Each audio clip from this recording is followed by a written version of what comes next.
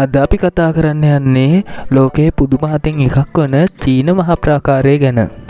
මේ චීන මහා ප්‍රාකාරය ඉදිකිරීම ආරම්භ වුණේ ක්‍රිස්තු පූර්ව 7 වන සියවසේදී පමණ තමයි ආරම්භ වෙලා තියෙන්නේ. මේ ප්‍රාකාරය එක්වරක් නො වසර 100 ගණනක් පුරා විවිධ රජවරුන් විසින් කොටස් වශයෙන් ඉදි කරලා එකතු කරපු විශාල ව්‍යාපෘතියක් විදිහට මේ චීන මහා ප්‍රාකාරය හඳුන්වන්න පුළුවන්. මේ චීන මහා ප්‍රාකාරයේ දිග ආසන්න වශයෙන් කිලෝමීටර් 21000ක් පමණ වෙනවා. උස සාමාන්‍යයෙන් මීටර 6-7 අතර පමණ වෙනවා.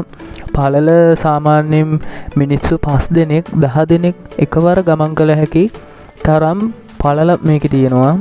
මේ මහා විශාල චීන මහා ප්‍රාකාරයේ ඉදිකිරීමේ අරමුණ තමයි උතුරු පැත්තෙන් එන ආක්‍රමණ වැළැක්වීමට, විශේෂයෙන් මොංගෝල් වැනි ජනතාව චීන රාජ්‍ය ආරක්ෂා කිරීමට, සෙබළුන් සඳහා නිරීක්ෂණ මධ්‍යස්ථාන ලෙස ක්‍රියා කිරීමට, සංචාරක සහ වෙළඳ මාර්ග පාලනය කිරීමට මෙහි අරමුණ වෙලා තියෙනවා.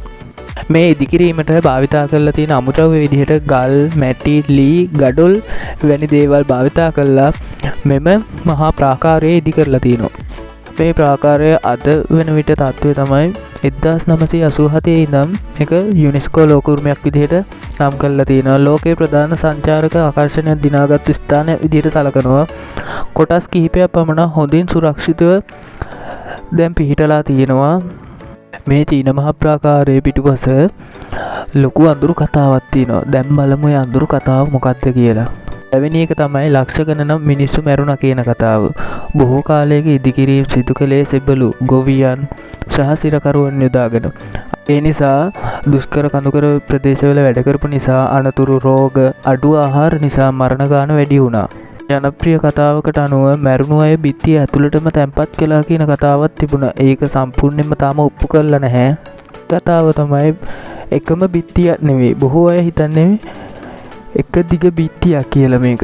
ඇත්තට මේ විවිධ කාලවල ඉදි කළ බිත්ති කොටස් සහ මාර්ග පද්ධතිය. සමහර කොටස් අදටත් නැතිව ගිහිල්ලා තියෙන්නේ. ඊළඟ එක තමයි අභ්‍යවකාශයෙන් මේ චීන මහා ප්‍රාකාරයේ පේනවද? චීන මහා ප්‍රාකාරයේ අභ්‍යවකාශයෙන් පෙනෙන එකම මිනිස් නිර්මාණය කියන කතාව ඉතා ජනප්‍රියයිනේ. නමුත් ඇත්ත කතාව තමයි එය අභ්‍යවකාශය ඇසෙන් පේනෙන්න පැහැදිලිව බලන්න අමාරුයි. එය පාරිසරික භූ වර්ණය මිශ්‍ර සහිත නිසා.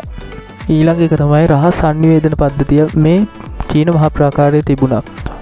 සංනිවේදන කුළුණු අතර දූම්, ගිනි, බෙර සහ කොඩි භාවිතා කරමින් සංනිවේදනය සිදු වුණා. ඊළඟ එක තමයි රහස් මාර්ග. සෙබළුන්ට ගමන් කිරීමට අභ්‍යන්තර ගුහා පටු මාර්ග තිබිලා තියෙනවා. රහස් පිවිසින් දොරටු. හැබැයි අද වෙනතත් ඒවා සම්පූර්ණයෙන්ම හඳුනාගෙන නැහැ. ඒක තමයි ආක්‍රමණ නවත්තන්නට බැරි වුණා.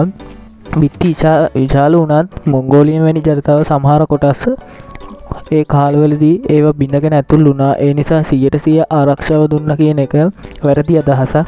කාලගුණය, වැසි සුළං සහ මිනිස් ක්‍රියා නිසා සමහර ප්‍රදේශවල මැටි වගේ දිය වෙලා යනවා.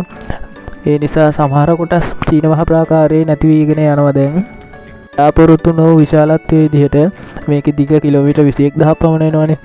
ඒ ලෝකේ විශාලතම ඉදිකිරීම ව්‍යාපෘතිය වලින් එකක් විදිහට සලකන්න පුළුවන්. හැබැයි දැන් වන විට වනාන්තර, කඳු, ගම් මැදින් යන මේ මාර්ගය ඒ තැන් වලින් සමහර ඒවා අහිමි වෙලා තියෙනවා.